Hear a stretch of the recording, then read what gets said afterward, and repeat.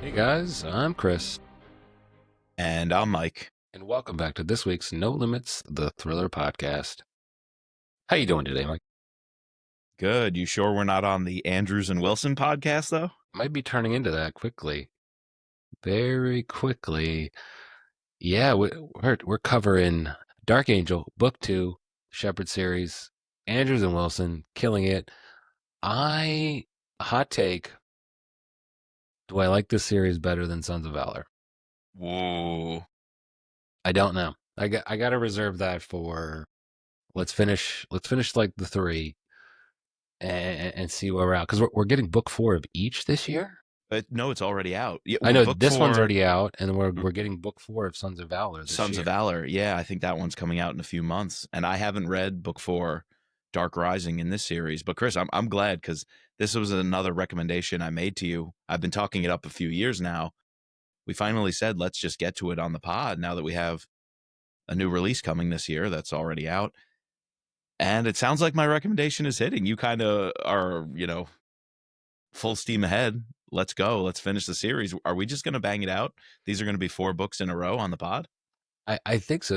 We kind of, after we did our Dark Intercept talk last week, we sort of wanted to hash out a rough book schedule, for the next couple months. And I've been wanting to get back into some Dan Brown. I know we're getting a new Dan Brown book this year.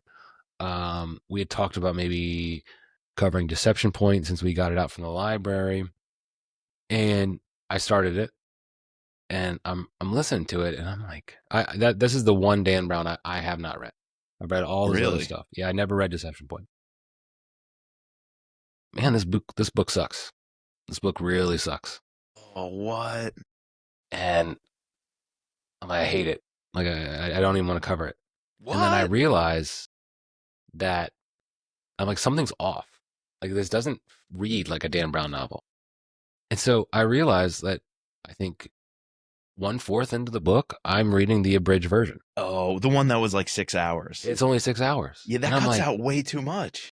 Yeah, considering the actual book is like 16 hours. 16. Wow, yeah, that long. It's a long ass book. And then so I purchase it on, we have some Audible credits we need to use up before August, I think, knowing that I want to read it whenever we get to it.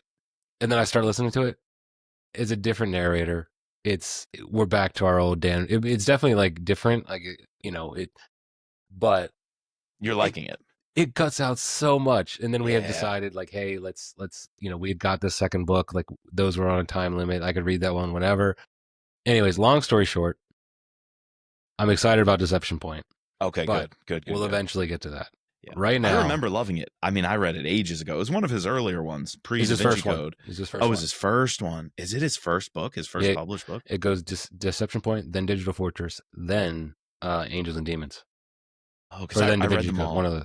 I read them all so long ago, I don't remember, but I remember liking it. So I was surprised when you said you didn't like it. But yeah, those abridged books, especially abridged by that much, it doesn't work. It just doesn't work. Yeah, I guess we've read a few of the Scot Harvath ones where it goes from like 9-10 hours to 6. Like, all right, I could see where you could cut maybe 4 hours. Fair. But this is cutting 16 hours, like essentially 10 hours of the book. Nah, it's too much. Everything is so fast. Then it's a different narrator than the other narrator. And he just, the way I'm like, I knew something was off, because like, this is not how Dan Brown writes. Yeah, that's so weird. Yeah.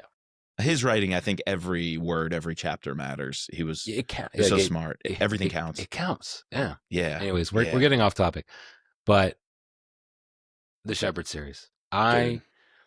So holiday weekend, was supposed to pound it. I was in Rochester last week. I potted from Rochester.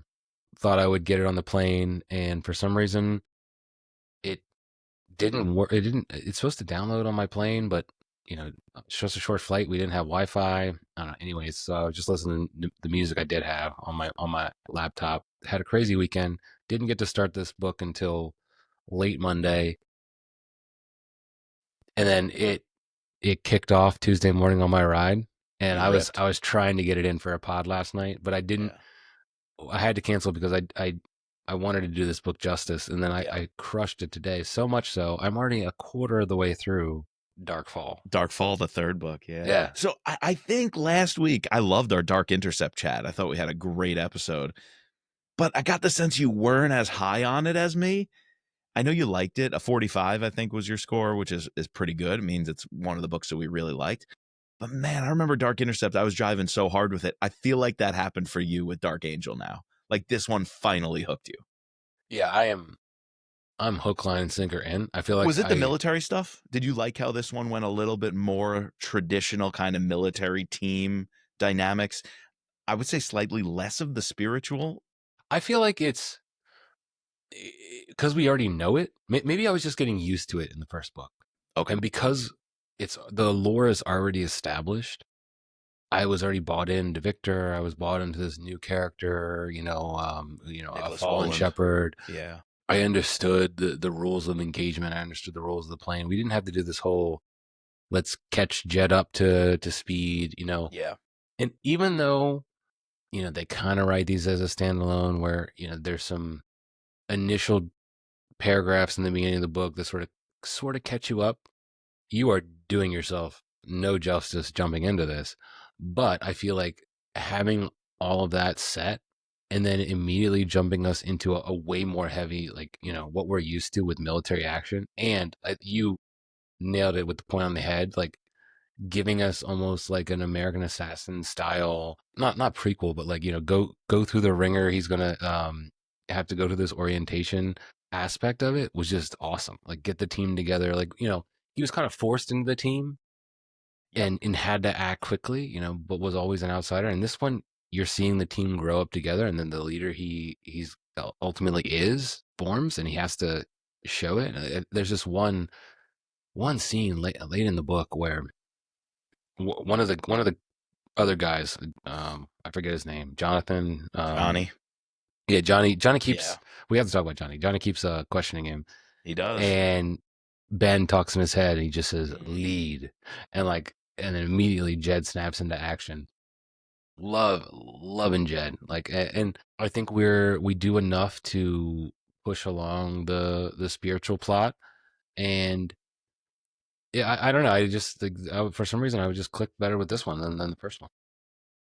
Glad to hear it. And I think it's that Trinity Loop kind of team coming together that just buys you in. Especially with the like Watcher stuff, like Corbin is already well established. We don't need a lot of time explaining what she's doing. And Sarah Beth is already established with her gift with Jed and her second sight and how they can connect. And the Watcher Snapchat is kind of interesting. I also like the advice he gives her of like, you can't keep this from your parents. Like, I know you think this is our little secret, but that's right. It's not how this is going to work.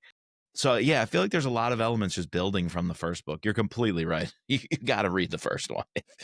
Yes, they try to catch up the reader in case you're just picking up this one, but you got to understand the dynamics of the Yarnell family. And when David comes in at the height of the action and really plays his role as a TSL, and he's the spiritual leader for Jed right as Victor has him in his grasp. I mean, that doesn't land unless you know the first book. Sarah Beth, when she comes in and says, Uncle Jed, I need to talk to you. I need to talk to you. I'm having these visions. To know their relationship, you got to have the first book. And what it did was it allowed room to now bring in, like you said, Johnny, Eli, Nisha, Bex. Nisha's a great character. Mm-hmm. How they have this slight sexual tension, almost flirtatious, but they're both such professional operators. And for this team to work, co-ed dorms, right? They're all living and sleeping together. It's like, you gotta tame that beast. That's the only way team discipline is going to work. You have to respect each other as pure equals. And I think they have that. But they also have this little special bond, I think, between all the operators on Joshua Bravo. I feel like Nisha and Jed have this thing. And he even pulls her at the end to come with him in the tunnels when they go after Woland and try to save the Pope. Like, I feel like they just have this operational trust and this personal bond.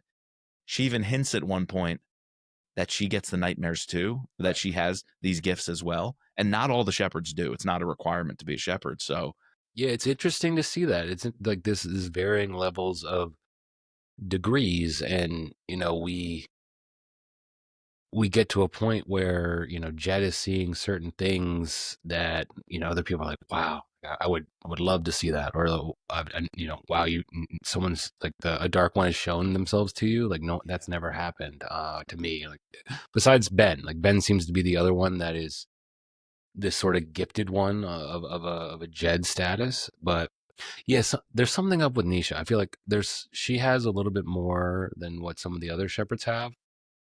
And Right. are you also sensing that Rachel, Sarah Beth's mom, has like something extra too? Like I was sort of picking up on that as well. That whether there's she has this watcher ability, or obviously they can communicate to each other just like Jed and Sarah Beth can. So No, completely. And that was established in the first book. Mhm. Whether she uses it on a wide basis or in a variety of ways, maybe not. But it was established, at least with Sarah Beth, they have the connection. Right. Like Sarah Beth realized that she had this because she could talk to her mom telepathically. So yeah, I wonder what role Rachel has to play, because the Yarnells are kind of sidelined here. A little bit. Sarah Yeah. Beth is at St. George, and it's basically like she's got to hone her abilities, and she ultimately saves the day by contacting Jed through Snapchat. But she's away. She's training. Corbin's the one giving the ISR and giving the real-time feedback and leading the op. And I think that's a good thing. She's older. We can't just send Sarah Beth out there and jump into it right away. She needs that growth. And the end of this book, I think, does hint that Jed tells her, like, you have to, if Pastor D, your keeper, thinks you need to grow and harness these powers and work on it, then do just that. We can't have you out in the field. You're not a Corbin. You're 12 going on 13, not 12 going on 17, he tells her. So I think that buys some time for us to step away from the Yarnells, which gives Trinity Loop time to breathe. So it's really cool how this book almost takes a step back from Dark Intercept in a good way, so that it can give us another angle of the Shepherds. And we get to see Ben Morvant's organization at its peak, because he's the head shepherd of North America. We thought in the first book, Jed and him were going to go team up and be these badass, bros together. But Ben Morvant's on another level. He is like a full-on leader of this thing. Like, he's upper management. He's senior management. Like, Jed doesn't even get a minute of his time in Trinity Loop at all the trainings and the in-doc. It's funny when they're all bitching about watching the movies, because I bet all the service members, know that on the inside, you got to sit through these bullshit movies, and they're all cracking jokes for him. So I think that's another thing Brian and Jeff bring to the table, is that they've been through it. They're so in the know. They understand, obviously, the lingo, right? The code words, the lingo. They even have a glossary here for readers who aren't up to speed on that. You couldn't put that in the first book. If you went so military heavy into the first book while you're doing the spiritual stuff, I think you wouldn't have captured either side, the people who want the religion, the people who want the military. And by choosing one book to be more spiritual, now bringing in more of the military, I think they have a lot of gifts as writers. They're bringing in a lot of their personal background. And I think it's just a recipe for success. The two of them, they just play off each other so well. And you guys will have to scroll up in the feed, because I interviewed both of them. I don't think, Chris, you were on the interview, not having read the books 2-3 years ago. I was able to interview them both and talk about how they tag team and co-team. And one thing I remember them saying is they can seamlessly hand off chapters, where one will say, all right, I'll write the chapter that gets to this point, while the other one is writing the next chapter, without them even knowing each other's parts. Yet it goes so smoothly. And I got to tell you, if I get to talk to them again, I want to ask which one of them hates pickles, because that will tell us who's writing the scenes with the pickles. Yeah, true.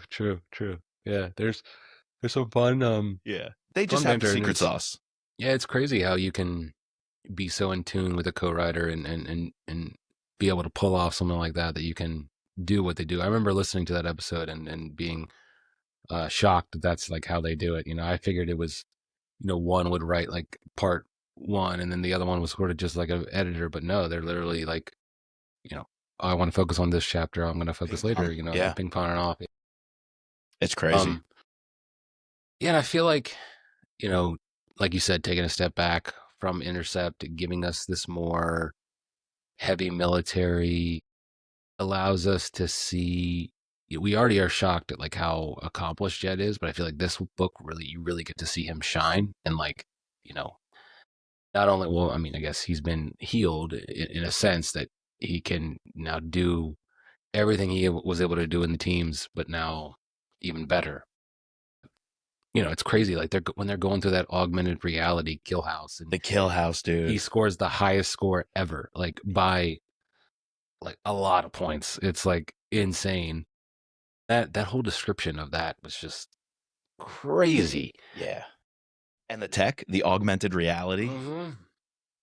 He thinks he killed instructors who were role playing when he shot them. He's like, this is so real. Did I just kill somebody? And then they disappear. They just vanish. Yeah, and like one of his teammates takes she gets injured, and like he knows that it's a non-lethal ammunition, but like it looks so real that she like, had a bullet go through her calf. Like that's insane.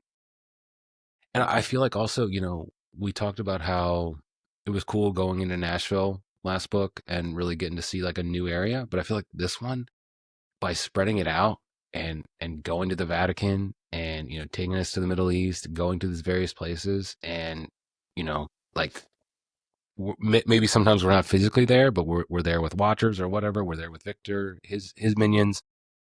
I don't know. It was nice to see that broadening, that broadening of scope, and going to some of these places we've seen before. No, setting was great. I still think Trinity Loop setting is my favorite. I just feel like I'm on base. But you're completely right that we should probably talk about the action sequence both in Iraq, because actually we should talk about the plot, because the plot is Victor's bringing in Nicholas Wolin to start a religious war. There's a known terrorist. We start in France, right? Yep. Fallen shepherd. He breaks him out of prison, basically says, I have a mission for you. And he has to kidnap the Pope. But he's not just kidnapping the Pope in isolation. There's a whole attack going on in retribution for people posing. It's really these Dark Horizon operators. So there's basically like a dark version of, well, I was going to say like a Blackwater. They're already pretty dark, but one now compromised not just by money, greed, power, and corruption, but also compromised by the demon. The evil spirits have, embodied their operators. And so they're using this contractor outfit to basically do the devil's work. And Nicholas Wolin is going to spearhead that. And they stage this attack. These fake operators pose as American soldiers in Iraq, go to a mosque, shoot up an imam, innocent kids, everybody in this mosque, and they purposefully film it. They even take, I think, one of the teenager kids' phone and film it. They're torturing the imam. And the whole idea is to create this religious fervor. And this creepy line he says of, we're going to have 2.4 billion Christians fighting 1.9 billion Muslims. It's like everything the devil could want, sowing this division. And it nearly goes off. I mean, it's scary stuff. And now to think like they're doing it with spirits and whatnot, but like AI could do that. So, we can do that with the internet. You can do fake stuff. You can generate this hatred. Even if it's not a kinetic attack that generates the hatred, you can generate it basically online by manipulating people, manipulate hearts and minds. And I feel like these themes that they're hitting on, this religious fervor, this revenge, this hatred, it's the devil winning. And that's all too real. It's crazy. Like I said in the last episode, for a plot that the buy-in should be zero, spirits, second sight, the watchers and all this, it's like you really shouldn't believe this stuff, but the themes are so eternal and true. Like these books speak truth while being complete fiction, way out of left field, that most people hear about and would just write off and say it's the most bizarre concept. It's so fake. Yet these guys are hitting at major truths with everything they're doing with the plots and the characters.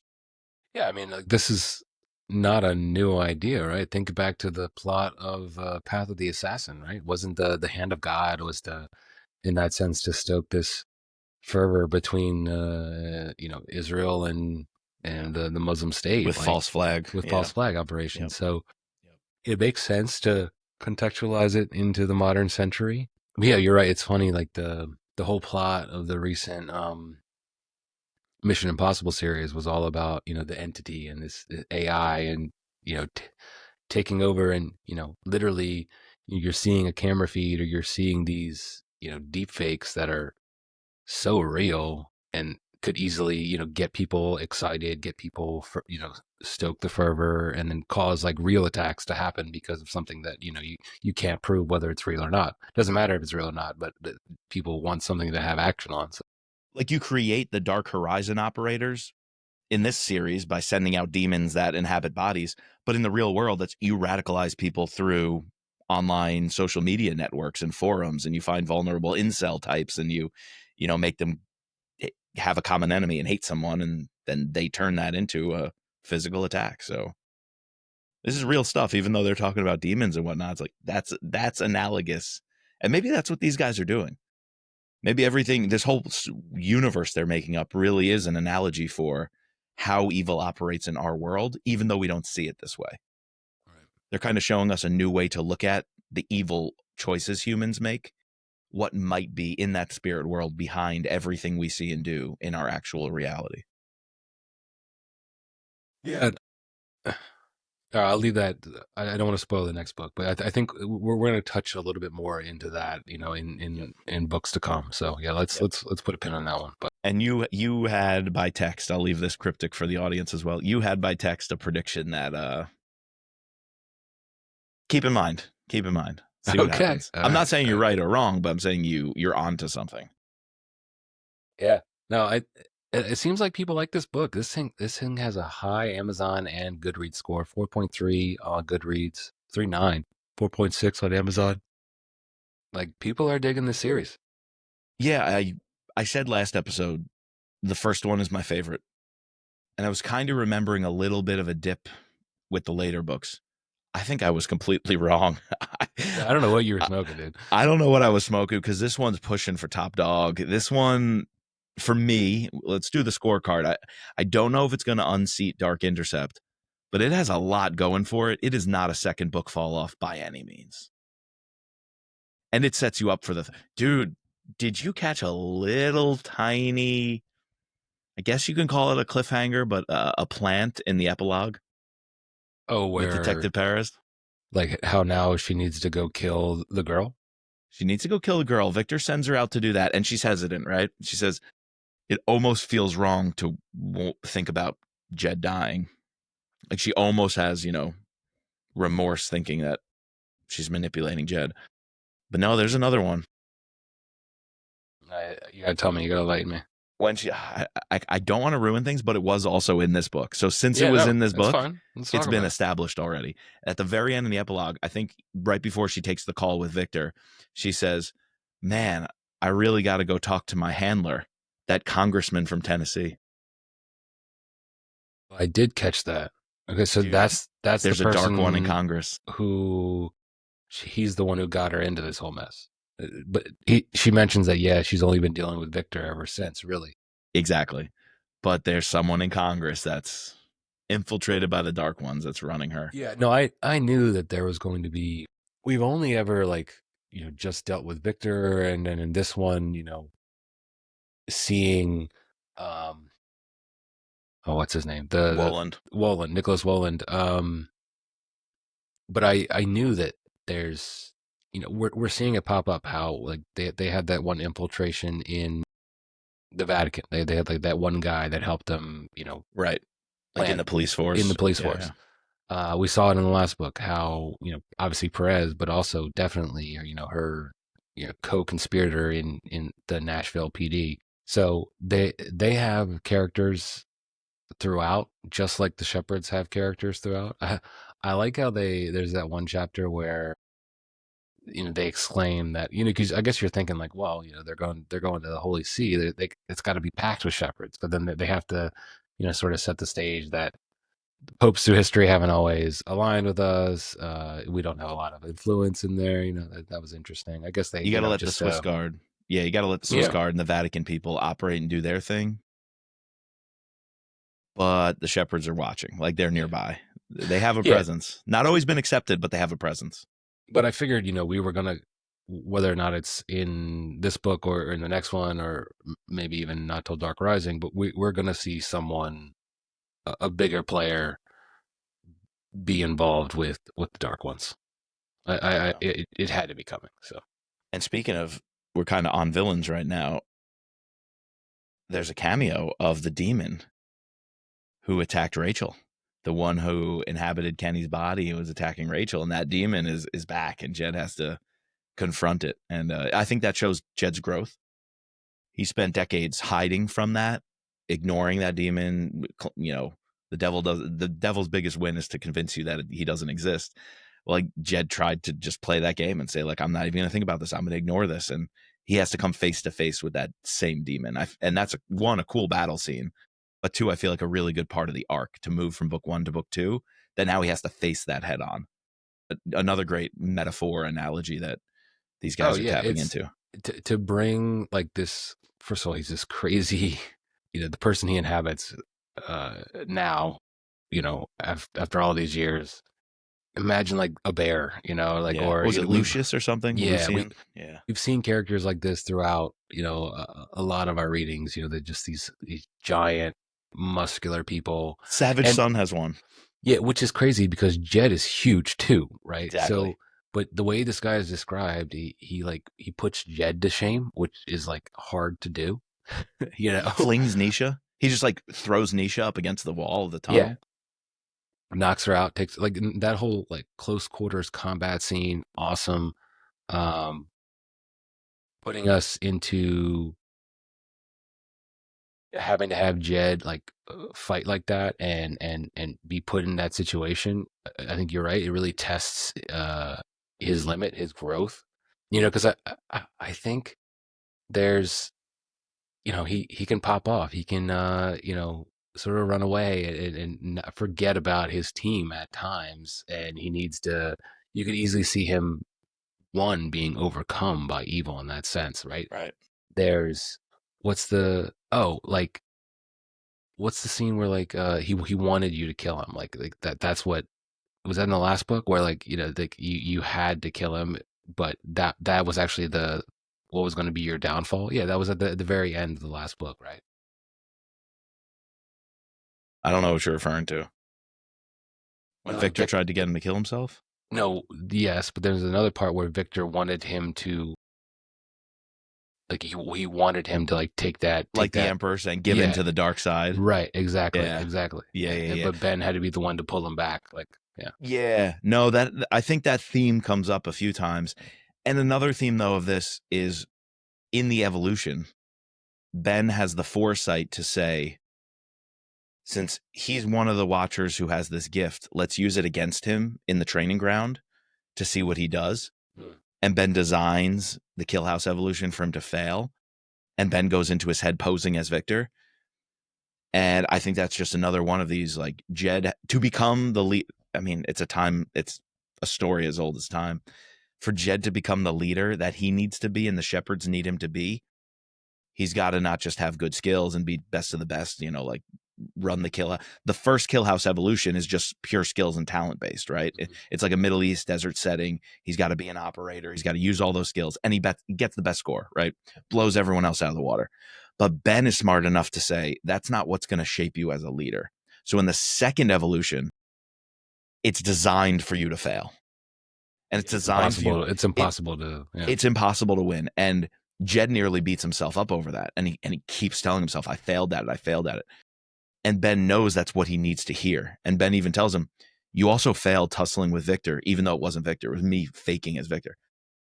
I didn't do that to you so you could just wallow and say, I suck. He's going to get me. I lose. I succumb. I did that because when it's the real Victor, you have to realize you got to rely on your people. And that's why David has to be his TSL, and he has to overcome that strained relationship. Why Sarah Beth, this girl he's mentoring, has to also, work her way into his heart and his mind. He has to listen to her. And Corbin, you got to trust Corbin and what she's saying. You got to trust Nisha. She's got your 6. You even got to trust Johnny, who's mouthing off at you and lipping at you every step of the op. You've got Eli as well, the most experienced guy out there, yet he didn't get tapped for promotion. And Jed's like, maybe one day I should talk to him about that, but I don't want to bring up wounds of why he didn't get the promotion and why I'm his senior. And so Jed's like, he's got to confront all these things with all these different people. And Ben knows that and tailors the training to get him there. And that's the only reason they win. That's the only reason the Vatican op goes off is because Jed grew into that role, but it was because of all these people that he had to encounter and deal with. And and have hope in and trust him. Yeah, related to that, there's another scene where I forget if he's talking to David or if he's talking to Ben's TSL, where it's brought up this idea that Jedediah is always thinking about what he could have done differently. Like he's constantly looking in the past, not looking at failure, looking at like I did that, just I guess, Regret. a lot of regret, a lot of second guessing, and he needs to live more in the present and just act and do. It comes. There's a moment, right, where at the end where Victor is taking over his mind and crippling him, and his team needs him at that moment, and ultimately he figures out a way to overcome that, and then he acts. But yeah, like instead of doubting himself and succumbing to that, he's able to persevere. Yeah, really, you see a lot of growth with Jed in this novel. Yeah. Like I said, truths, right? We're talking about angels and demons and talking to people telepathically, but at the same time, there's so much truth in those lessons. Yeah. It's so real. Andrews and Wilson just have this handle and grip on reality in both the physical sense of being military guys, knowing the men and women who make these sacrifices, knowing what their life is like, but also they're both, very in tune with their faith. And spiritually they're connected and plugged in. And if you put those two things together, you're tapping into like the meaning of existence. Like you figured it out, why we're here as a physical reality, why we're here as a spiritual reality. And I feel like for them to be able to send that message through fiction is just, they're doing what they're meant to do. They're meant to write military books, and they're meant to write books that can guide you spiritually, and they're putting the two together. Yeah, and then they can do a team up book like none other. Like, I'm just thinking about my other series of theirs that I love, Sons of Valor. Just in Dude. I'm really bad with names recently. What is the leader in Sons of Valor? Chunk Redman. Chunk Redman. Dude, yeah, these guys invented between Jedediah Dempsey. and Chuck Redman and as well as Dempsey, like the Dempsey, three. Chunk, and Jed. Come on. You imagine a team up of the three of them? Can you imagine though, like how many authors are so famous for inventing that one character? Vince Flynn, Mitch Rapp. Yes, he's got Irene Kennedy and everyone else, and they're awesome. But they're all in the same universe. These guys have invented 3 universes. Plus, they have all these other spin-off stories. I'm sure they've done the Clancy verse now. But just sticking with these 3, they have 3 A+++++ characters in the Thrillerverse. That's unheard of. It's insane. And they're cranking out 2-3 books a year. Actually, Dark Angel and Dark Fall, I think, came out in the same year. Really? Yeah. And this year it's going to be Dark Rising and Sons of Valor 4. I'm sure they also have a Clancy book coming out. These guys are absolute workhorses. That's insane. They have the secret sauce. I will say it over and over. They found and tapped into some absolute, just pure magic, some potential. It's unbelievable. What do you say? You want to get in the scorecard? Let's get into the scores. We talked about it. Yeah. Action and suspense. What are you giving this one, Mike? I mean, even the moments that slowed down, we just went through all the action, I feel. We probably could have talked more about the Iraq scene where Jed has these nightmares, wakes up through the kid's eyes, right? He's in the mosque during the attack. Like we were saying, we get to see a little bit more of his powers, and this right. Only on the Ben more where he like, this wasn't a prophecy, it wasn't a vision. He was actually he was present during, while the attack was happening. Like that's like some ultimate Watcher level shit right there. And Ben and all the TSLs and Watchers were like, holy shit, you were inside, the kid's mind, in his eyes, watching this unfold. And Sarah Beth has done that a few times. Jed's done it. So yeah, they got something special. But all that is creating the suspense. Like, what's he going to do with that knowledge? Will he put the pieces together? So I feel like even the moments that maybe were a little slower and not the straight up like Vatican shootout action scenes, they still had this incredible level of suspense. The barbecue, the Trinity Loop barbecue, I'm like, don't let Marie in. Don't. They're like at the guard shack trying to get her process. He's like, Ben, can you fast track us? I'm like, no, that's the devil working. They're trying to get you to go around the procedures, and they don't see it. So even these slow, tiny moments have so much drama packed behind them. I have to go, I think 9.5. Yeah, I was gonna go the same. I 9.5. was flirting with that 10. Same. Flirting with that 10. We did 10 on Dark Intercept, actually, for action. Yeah. 9.5. Same with plot. I think I'm going 9.5. Yeah. So my biggest hiccup, and maybe this is just picking nits, is it's a two-part, and it's all, we haven't really talked about Maria yet, but it's all focused around Maria. And the whole thing hinges on, her sort of secreting herself away, right? She was the big reveal at the end of the last book. She's working for Victor. So my first thing is Sarah Beth goes into her mind and then sees Nicholas Wolland. Like, so why isn't that the first thing that she tells? Maybe heat of the moment. That's I'm trying to like come up with some ideas like why. Second off, we know that Jed is like peer, can't really control his thing yet. So he's been able to like peer into like everyone's mind, Bex, Nisha, like a little bit, even Ben's mind, he's like getting into. Yeah. It doesn't seem that Maria is that strong. Like it, considering that he was, Sarah Beth was able to get into, the mind of Nicholas Wolland, like someone who I thought would be, obviously he was trained by Victor to a certain extent.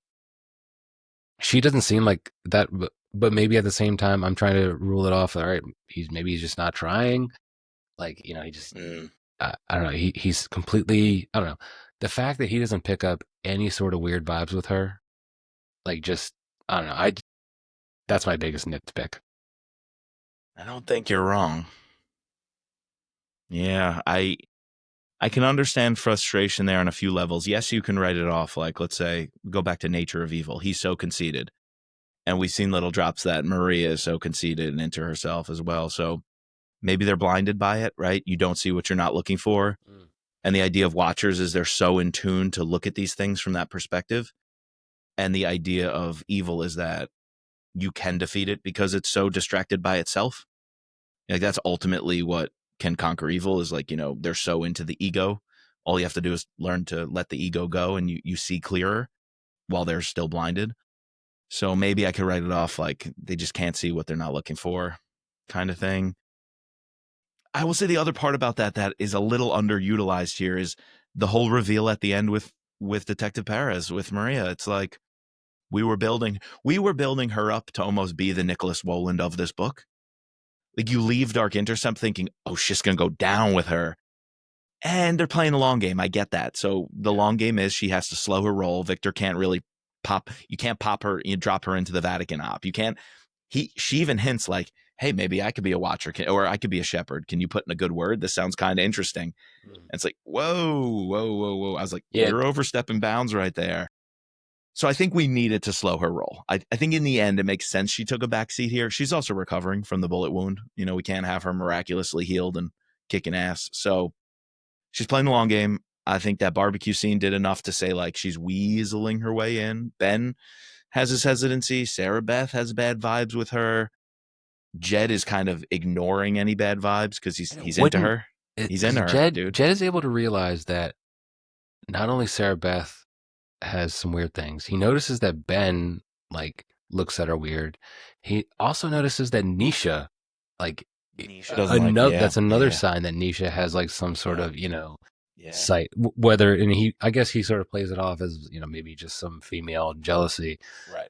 I guess he's just blinded by like this stuff. But to me, he's writing it off. Yeah, he's writing it off. I just wish that they would have written her to be a more powerful, like, blocker and spiritual blocker, in that sense, because I just get the sense that she is, she wants to be higher than she is, but she kind of is like fumbling the bag. Do you get that sense? Like, she's not that great. Even when she had to, in the op she had to pretend to be Wolland's wife. Yeah. She succumbed to him, right? She gives in to everything. I don't know.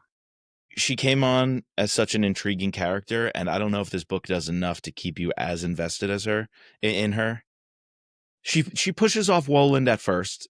It's like she tried to, but you're right. Then she gave in. Yeah, then we find out through like I guess secondhand, like later on that Victor's like, did you Victor's. enjoy her? Yeah, exactly. Yeah. I don't know. She's an interesting one. I just think Jed is so blinded by it. Like, he doesn't realize how badly he actually wants a stable relationship outside of all this craziness. He's like, I finally met somebody who I can go on a date with. And they had that big date scene, Yeah. I could be myself. I can invite her into the circle. And he's becoming comfortable with that. And she's exploiting it. And in order to exploit it, she has to almost downplay her powers. So we'll see. I think there's still story to be told there. While we're on the plot, what maybe this also ties into Bad Guys, but how did you feel about the Nicholas Wollens culmination, like the finale, his confrontation with Ben? Because you knew that was coming. Were you satisfied with that? So, Because I and wasn't. maybe okay. Hold on. I want to unpack it though, because maybe Andrews and Wilson are asking too much of the reader, but I wasn't on the first read. I even wasn't on my second read. And I went back to it again and I listened to just that confrontation because I wanted to get something right. It's deeper than I thought. It basically was set up to be Woland thinks he can outplay a guy like Ben Morvant, and even says, oh, they're so dumb. They don't realize their weakness is their forgiveness and their turn the other cheek and be kind and be charitable. And Woland's going to use that against him. He's going to use it to get him to spare his life. He's going to use it to get the upper hand, either kill him or escape, because he's going to say, I apologize. The Dark Ones had me. I didn't know what I was doing. And he thinks Ben is just going to be, one of those weak, turn the other cheek Christians and forgive him and move on. And he's like, sucker didn't even try to kill me. That was his first mistake when he had the chance. However, Ben Morvant says, I'm a servant of God and I can arrange your meeting with him. So that's badass. He's like, my duty is, I like I'm that a soldier line. of God and my duty is to arrange a meeting with him. So he's like, oh shit, like he's going to kill this dude. But then they do something very subtle. Ben zeroes in on Nicholas, but doesn't take the shot until Woland raises his gun at him. There was this very small detail of like, Ben isn't going to compromise his morals. He's not going to just give in. He's not going to be softy. He's going to kill this dude, but he's not going to compromise his morals and do it in cold blood. And so Ben hesitated enough to know Nicholas Woland has no other choice but to draw his gun and try to fight his way out of this.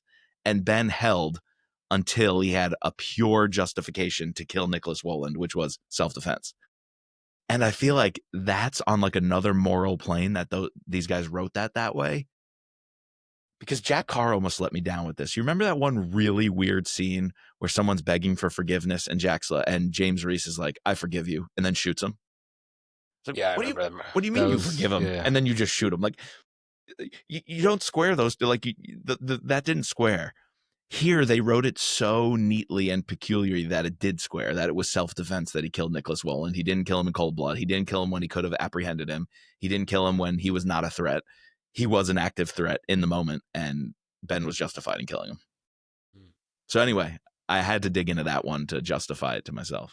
But I think all that's on purpose. Yeah. I just, for some reason, I felt me a little bit empty for some reason. Yeah. Like I wanted that culmination to be a little bit better. This guy, very interesting character. Like we could talk about it with Bad Guys. Someone who feels like he could potentially be equals with Victor, or potentially even usurp Victor. But I guess ultimately that's his downfall, right? Like thinking that in every single case he thought he could get the better of everyone, whether it was in the military, when he was a shepherd, now even working with Victor. He never truly was. He was always the pawn. Like interesting character. I really, not your typical like big bad, but like something new and different. Yeah, agree. I liked him. I was hoping it would be Detective Perez, but instead we get this new guy. The fact that he's a fallen shepherd, though, I think really brings him up for me. I think that was a cool backstory. His beef with Ben. But you're right. That confrontation could have been A New Hope, Obi-Wan, Darth Right. Vader. Right. That's what Close the they were setting it up to be, right? strike me down and you'll make me, more powerful than you can ever imagine. Like it was missing that edge of being that momentous when they were setting it up to be that, and then it wasn't. That's a good point. I still liked it, but yeah, could have been better. So what does that mean for villains then if we just jump ahead here? I know we got to go back to buy-in. I think it's like it's a solid like 4. We don't really get much more Victor in this novel, It's true. whereas he was, definitely the big bad of the first one. He kind of plays a little bit of a backseat. I think that mixed with my trepidations of Maria, sort of, I'm fine with taking a point off there. Okay. I want to go a little higher. I still want to go 4.5 because I thought he was crafted well, the Fallen Shepherd idea. So definitely hear those nitpicks, but I'll go 4.5. We have to go back to buy-in, right? Yeah, so buy-in, I'm at a 4. I don't know. It's like putting all my. I didn't really dig in plot. I could take a point here, figure out a way. So that's just what I'm feeling. Yeah, I'm with you. I'm on a half kick only because I wanted to go 4 with you because I remember being like, oh, second book wasn't as good as the first. But I'm going to give half a point back because rereading it, I was like, oh, this is almost as good as the first. Like I was pleasantly surprised, liking it more than I remembered liking it. So I was bought in more than I expected to be, which earns me half a point back. So 4.5 again. I'm done with the halves. No more halves from me. A good guy. Because of the Trinity Loop team, do we have to go 5? I'd say that this is where the book sings, like really getting to, whereas these characters were introduced to us, like the Eli's, what's the other guy? Kyle, the big black sniper. Oh, Carl? Maybe? Carl. And then there's Grayson. Eli, Johnny, yeah. Eli, Johnny. And then, learning about Yoon, X, Nisha, getting to meet all of them. Like, that's just awesome. And then, like, really diving deep more into Ben, like, we get to peel back a little bit more of that onion, meeting his spiritual leader, seeing a little bit more of David in action. We get a little more Cerebrad, a little more Corbin. Yeah. Corbin's great. Yeah. It's a solid 5. It's a 5, yeah. I'm almost glad it was more focused on the team and those people than it was the Yarnells and Sarah Beth and David. They'll be back, though. Book 3, they'll be back. They'll be back. We almost merged the two perfectly. It's like we had a personal Yarnell family book. Now we have a Trinity Loop Watcher Shepherd's team book. The third one, if I recall, really blends the two perfectly. It's that good balance of personal and team together. Yeah. All right. Exciting. Talk about the Vatican. The tunnels were just okay. I feel like the coolest part of the Vatican, I would say, was almost just going through the guard post, the different buildings, the Ethiopian college thing. And once they went, and then, scaling the wall, dude. That was cool. When they use that hook, that grappling hook, and they go up the wall. That was in like Tenet, right? I was envisioning the things they had in Tenet that allowed them to go up the top of the building. Yeah, there's a couple movies they use something like that. I don't know. And then Trinity Loop I liked a lot. So, damn, I can't give halves anymore. I used them all up. That's your own rule. I didn't impose that, but I think let me go 4 then. Let me go 4. Where this book shines is definitely Trinity Loop. Yeah. I did say earlier I thought it was cool how we went outside of like the United States, but I think like the coolest part of the Vatican was when we were at the augmented reality Vatican, like when we first introduced it. We weren't really taken to St. Peter's Square. We weren't really given that best of a description of the the mosque. While they do a decent job of setting up those places, I will agree with you. The tunnel stuff got confusing at times. Sort of got me turned around in my head. Like I'm always trying to envision these things as they're happening. I think the coolest part was when they realized the motion lights and like that. Yeah. But like when they did, that's how they deduce like he actually doubled back and went down that one. But yeah, I think a 4. 4's a good. Yeah, I think I'm a 4 I wouldn't too. want to go lower than a 4. No, definitely not. Definitely not. Cover? Let's do it. You want to dig into these covers? All right. Better than the first one. Yeah, in some ways. What did we give the cover on Dark Intercept? How low did we go? Good question. We both did 3s. Okay. All right. Are they better than a 3? I like the St. Peter's Square. Obviously, we get that in both A and B. I like they have the Vatican. Yep. The Definitely, silhouette, I don't mind. I don't mind because it's operator and it makes sense. Like that's what they would be doing there. And this is a military book. I don't understand why both of them have airplanes. The jets. What's with the jets? I was trying to imagine. They're in a helicopter once, right? That's about it. Or no, they're not even in a helicopter. I think on one of the Kill House evolutions, he calls in. I remember the trainer, the instructor guy. Oh, might have my free space there. Jericho. Oh, the drill instructor. Damn it. The old man. It just came to me too. I didn't plan to take that. It just came to me. He comes in a helicopter, I think, in one of the evolutions. But no, the planes might dock a whole point for me, to be honest with you. That might be a full point deduction.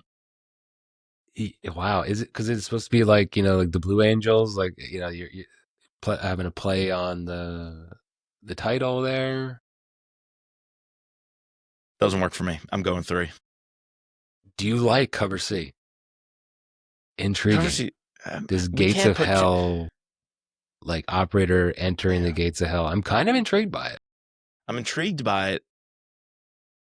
Is that the catacombs and glowing because you have the glow of the demons? Dude, it was a dope scene in the tunnels when Wolin turns around and he doesn't know if it's his crew coming up. Oh yeah, and they signal to each other. They have this like glow signal. Yeah, the rage glow. He like gets all this rage up and signals his glow. Dude, that was sick. I don't know if I like this cover. I don't think I could put much stock in these German or whatever covers because they're just not that common in the series. It's not like you see it on social media. You see it in the paperback rack. So it's okay. I like that it's contemplative.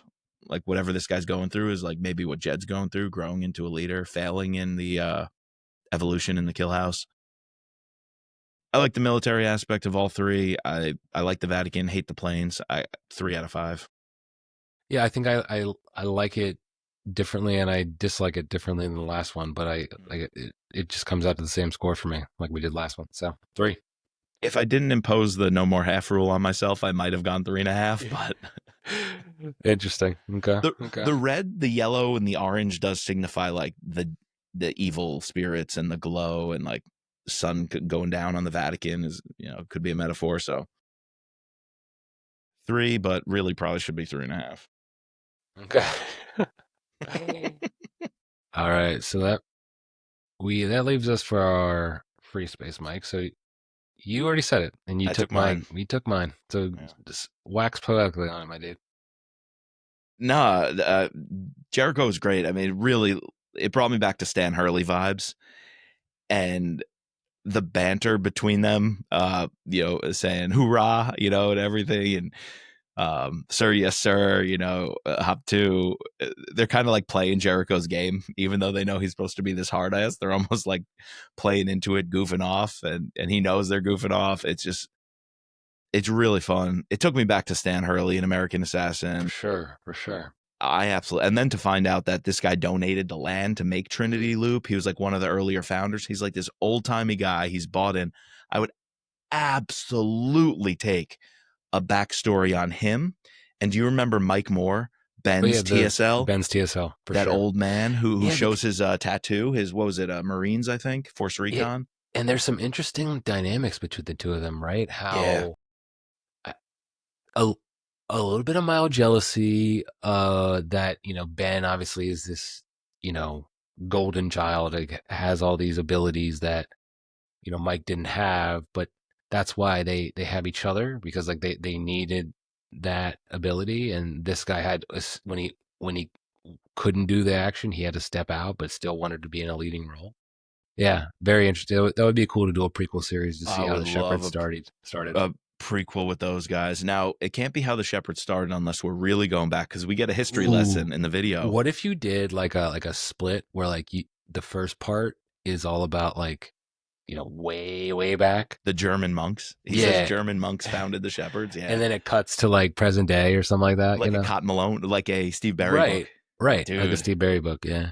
Do you think these guys are building themselves up either for, this series to be that 20, 25 book series that like a Vince Flynn or a Brad Thor has written? And if so, do you think they would ever, play around in that sandbox and do those things, fill in the gaps, do backstories, maybe talk about how the Shepherds found their watchers? I feel like there could have been a time period where Shepherds were just the muscle piece of it and then went spiritually haywire and needed, watchers and keepers to kind of keep them on track, or like help them tame their powers and control their powers. I think there's great storytelling there. Do you think this thing goes that big? I was kind of wondering that. I definitely want to bring that up in the next one, because I feel like there's a lot of lore Yes. that we could tap into and really extend this out, like, George R.R. Martin style.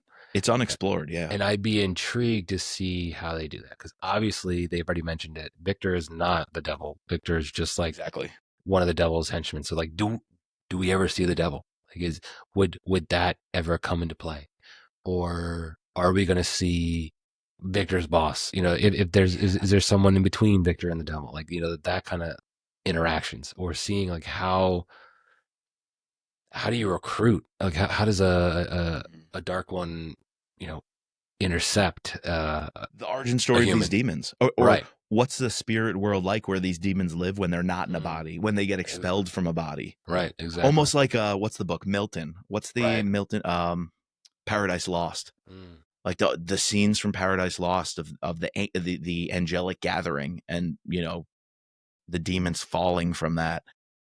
Dude, if they can channel like a Paradise Lost style book combined with a backstory going back to both ancient times of the Shepherds and also the origins of the old timers like Ben Morvant, Jericho, and Mike Moore.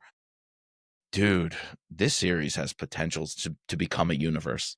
Yeah, for sure. It has it. Yeah. Whether or not they want to do that is up to them. I mean, because you could easily just continue on the path, like you could just keep entering these people into, and then maybe that's where my interest in the series kind of wanes. Wanes. Not like wanes in the sense that I won't want to read them anymore, but I'm like super high and jazzed about these first two because I want to know more. Yeah, and you need I'm a phase hoping 2. we get it. Yeah. Like the next few books I expect have to wrap up the Victor arc, have to wrap up the Maria arc, but like what happens? What do we have next? This series after that, right? Yeah. After the Victor arc is over, because that has to end at some point. Does it happen in book 3? Does it happen in book 4? Who knows? Interesting. Yeah, these guys have potential though with this series. Dude, I even said I want some international shepherds. I know we see the Vatican people, but we got the Italian shepherds. Yeah, exactly. Even interfaith though, interfaith and international. The Hindu shepherds, the Buddhist shepherds, the Muslim shepherds. Like, dude, how dope would that be? Yeah, that'd be cool. All right, so you took the old man from me. What's my free space going to be? I think I got to go like the augmented reality, the Kill House, like just maybe it's like an extension of all that Trinity Loop is, and just the funny intro of Jed going to, he's like, yeah, I'm here to see Ben. He's kind of like the leader here. Yeah, I'm just here to sign some papers and get kitted up. And they're like, yep. Mm-hmm.